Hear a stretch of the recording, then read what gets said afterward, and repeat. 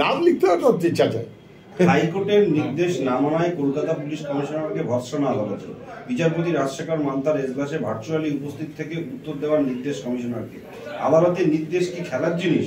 হাইকোর্টের অর্ডার না মানলে চলবে কি বলে পুলিশ কি মনে করেছে? কেন আদালত অবমাননার জন্য তাদের বিরুদ্ধে বিভাগীয় পদক্ষেপ নেওয়া হবে না? এটা হচ্ছে হাইকোর্টের নির্দেশ মানা হয়। কোন ইস্যু নিশ্চয়ই জানেন না।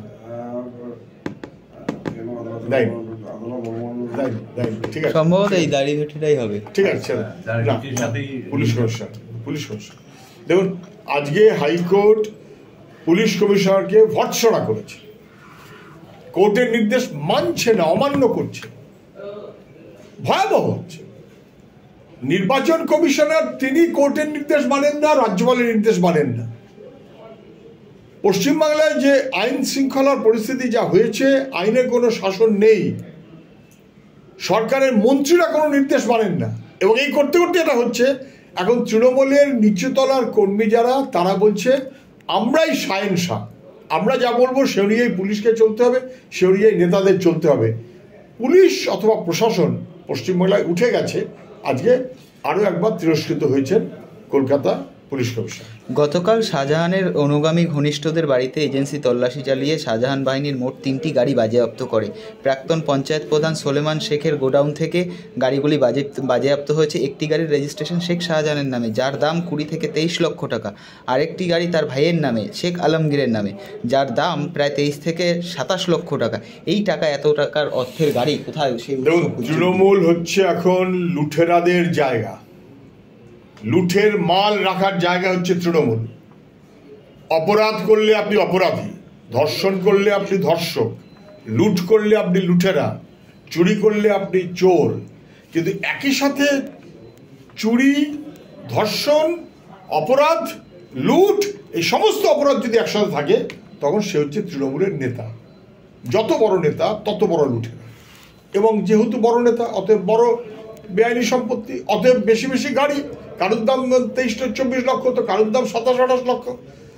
এইটা আপনি তাকিয়ে দেখুন, ওই সমস্ত চালকলগুলোর মধ্যে গাড়ি রাখা ছিল অনুব্রত মণ্ডলদের। তৃণমূলের নেতা হলে বেআইনি গাড়ি, বাড়ি, আরো সব সম্পত্তি জোটে। যে প্রসঙ্গে আরেকটা প্রশ্ন আছে, কেউ বলছিলি না? বলো। সেটা হচ্ছে 2019 সালের দুটো খুনের মামলায় শাহজাহান অভিযুক্ত, যেটা সিআইডি তদন্ত করছে। কিন্তু সিআইডি 5 বছর ধরে শাহজাহানকে ফেরার পায়। এই 5 বছরের মধ্যে শাহজাহান ভোটে দাঁড়িয়ে কর্মদক্ষ হয়েছে। অথচ এখন সিবিআই হেফাজতে থাকাকালীন সিআইডি গতকাল বারাসাত আদালত এডিজে 1-এ অ্যাপিল করেছে তাদের হেফাজতে নেওয়ার জন্য ওই 5 বছর আগের খুনের মামলা। 19 সালে 3 জন খুন হন সন্দেশখালীতে। সেই খুনের দায়ে অভিযুক্ত শাহজাহান, কখনো পুলিশ কোনো ব্যবস্থা নেয়নি, সিআইডি কিচ্ছু করেনি, বরং সিআইডি প্রোটেকশনের ব্যবস্থা করেছে শাহজাহানদের। একই রকমভাবে সিদ্দিকুল্লাহ সাহেব মন্ত্রী আক্রান্ত হলেন, বহাল তবিয়তে থাকলেন শাহজাহান। বিডিও মার খেলেন হাসপাতালে, বহাল তবিয়তে শাহজাহান। কেন? শাহজাহানের মাথায় পুলিশ মন্ত্রীর হাত। এবার যখন এতদিন ধরে কেউ টের পায়নি সিআইডি, উনি ভোটে দাঁড়িয়েছেন কিন্তু নাকি ফেরার, উনি ভোটে জিতেছেন তারপর নাকি উনি ফেরার, সব ধরা পড়ে যাচ্ছে।